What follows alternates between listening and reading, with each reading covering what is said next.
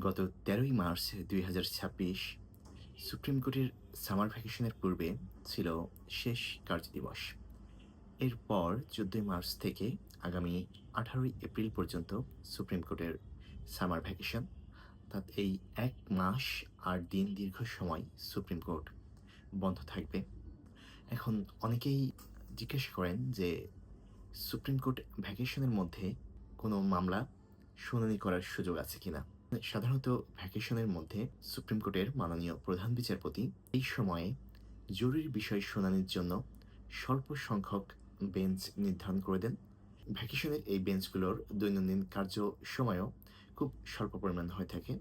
অর্থাৎ এই বেঞ্চগুলো সাধারণত ১১টা থেকে ১টা এই ২ ঘন্টা মামলার শুনানি করে থাকে। সাধারণত এই ভ্যাকেশনের মধ্যে অতীব জরুরি মোশন ছাড়া আর কোনো মামলা শুনানি করার সুযোগ খুব কম থাকে।